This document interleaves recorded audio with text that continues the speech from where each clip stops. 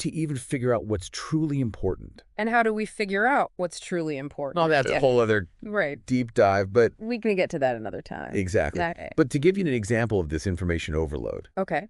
Holiday gives this crazy example of Napoleon. Okay. What did Napoleon do? Apparently, Napoleon instructed his secretary to hold all of his mail. All of it? All of his mail. Wow. For 3 weeks. 3 weeks? Can you imagine? No way. By the time he got around to it, yeah, most of the urgent issues had resolved themselves. That's wild.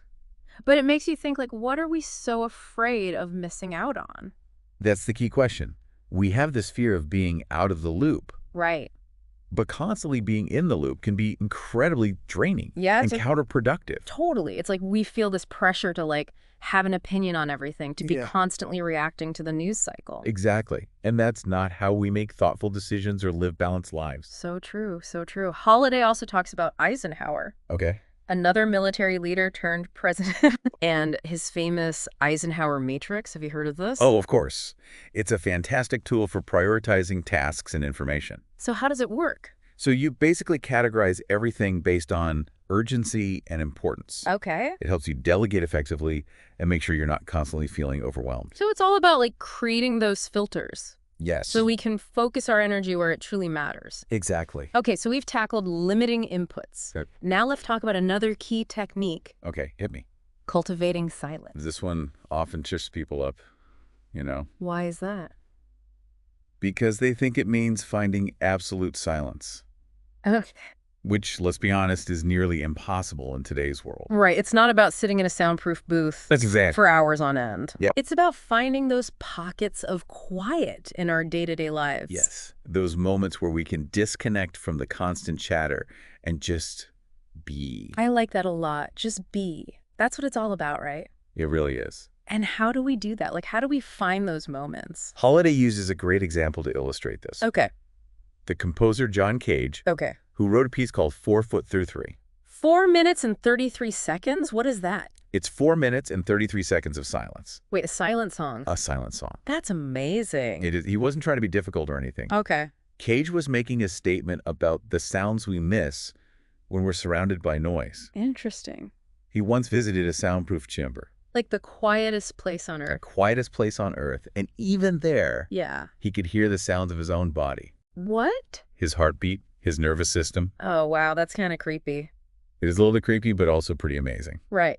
Yeah. So it's not about finding absolute silence. It's not about that. But it's about tuning in to the subtle sounds and sensations that are always present. Always. But often drowned out by the noise of our lives. Yes. And creating those spaces for quiet reflection can be as simple as taking a walk in nature. Okay. Meditating for a few minutes, or even just turning off our phones for an hour. I like that. Small steps. Yeah, those small moments of quiet, they can make a huge difference. Absolutely. Okay, so we've talked about limiting inputs and finding silence, but now let's dive into, like, the thinking part. Okay. Holiday talks about the difference between overthinking, that endless loop of worry and anxiety, and, like, intentional, focused thought. Yeah, he shares this quote from the singer-songwriter Rosanne Cash. Okay. Abandon thought, all ye who enter here. Wow. It was a sign she put on her studio door. I love that. So she didn't want her musicians to just, like, zone out, right? Exactly. She was trying to create a space where creativity could flow freely. Okay. Without the interference of overthinking. So it's like that feeling you get when you're so engrossed in something that you lose track of time. It's about getting out of our own heads and tapping into that flow state. Okay, so how do we tap into that state? Well, Holiday suggests journaling as a way to slow down our thoughts and examine them more objectively. It's like hitting the pause button on life and taking stock of everything. Okay, now for a technique that sounds a little counterintuitive. Okay, let's hear it. Letting go. Holiday uses this amazing example of Awa Kenzo, a legendary archery master. Okay, I'm intrigued. So Kenzo taught his students to detach themselves from the outcome of their shots. Wait, so don't even worry about hitting the target? Well, not exactly. It's more about releasing that need to control every aspect of the process, you know? Okay, so trusting in your skills and letting the process unfold naturally. Exactly. Interesting. And Holiday connects this idea to Tiger Woods' downfall. Oh, okay. Remember how Woods was known for his incredible focus? Oh, yeah, he was like a machine. Right. His ability to block out all distractions on the golf course. Mm-hmm. But that relentless drive for perfection, that need for control, Yeah. it ultimately backfired in his personal life. It's a good reminder that we can't control everything, no matter how hard we try. Right. And true stillness, according to Holiday, isn't about suppressing our emotions or trying to force outcomes. Right. It's about finding that balance. Yes. Between discipline and letting go. Okay. Between effort and acceptance. It's a dance. It really is. It is. And you know what that reminds me of? What's that? The next distinction Holiday makes. Okay. Confidence versus ego.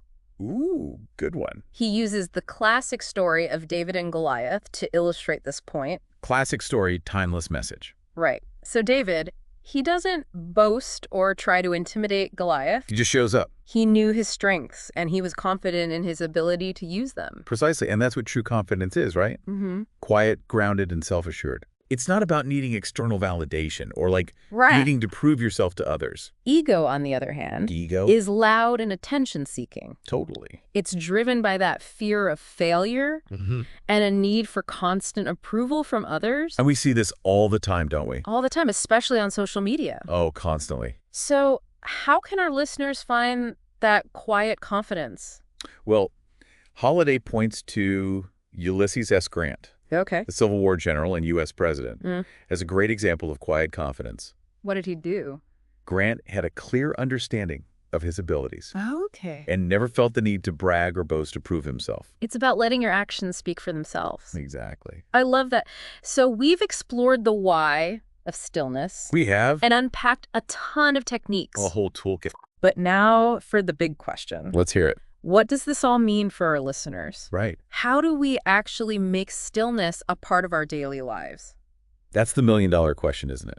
It is, and it's not an easy one to answer. No, it's not, because stillness isn't a one-size-fits-all solution. Right, so how do we approach it? It's about finding what works for you, Okay. what resonates with your own individual needs and challenges. So not about becoming some kind of Zen master overnight. No. Okay, good to know. It's about taking small steps Okay. and incorporating these principles into our lives Yeah. in a way that feels authentic. Authentic. I love that word because it should feel like natural. Yes, Right. it has to come from within. It can't be forced.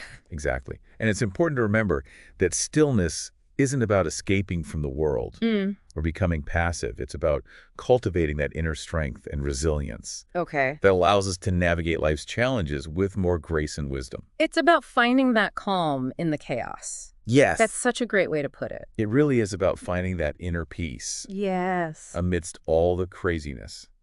So as we wrap up our deep dive into Stillness is the Key, Yes. think about this. What's one small step you can take today Mm-hmm. to invite more stillness into your life?